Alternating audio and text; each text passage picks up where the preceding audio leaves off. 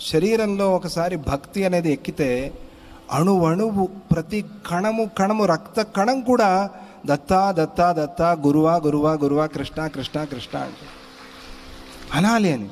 వాటన్నిటికీ ఆక్సిజన్ అది, వాటన్నిటికీ శక్తి, బలం. తలపులు హరిచింతనములు.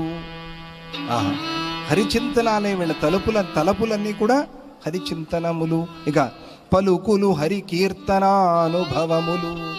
వాళ్ళ పలుకులు హరికీర్తన అనుభవములు.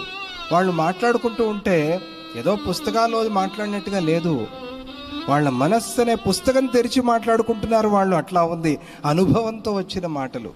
ఇప్పుడు పూజ్య గురుదేవులు దత్తనాథ ప్రభువులు చెప్తూ ఉంటే మనం తన్మయమై వింటూ ఉంటాం. ఎందుకు? అది అనుభవమైన మాటలు, అనుభవంతో వచ్చిన మాటలవి. ఆ అనుభవాన్ని మనతో పంచుకుంటూ ఉండేటువంటి మాటలు. హరికీర్తన అనుభవించి చెప్తూ ఉండేటువంటి పలుకులవి. పనిపాటలు హరికృత్యంబులు. వాళ్ళ పనిపాటలు హరికృత్యంబులు.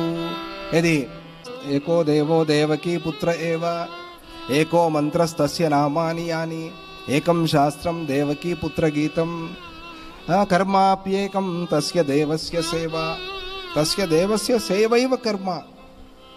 అట్లా పనిపాటలు హరికృత్యంబులు. హరి పనులే చేస్తారు వాళ్ళు. వాళ్ళు చేసే పనులన్నీ కూడా హరి పనులే అనుకుంటారు. Work is worship. కొత్తది కాదు ఈ మాట, ఎప్పుడుదో జైమిని గారిది కూడా కాదు, జైమిని గారి కన్నా పూర్వది అది. పతంజలి యోగ సూత్రాల్లోది అది, ఇంకా పూర్వం ఉపనిషత్తుల్లోది, ఇంకా పూర్వం శ్రీహరి పరమాత్మ మనస్సులో మాట అది. పనిపాటలు హరికృత్యంబులు.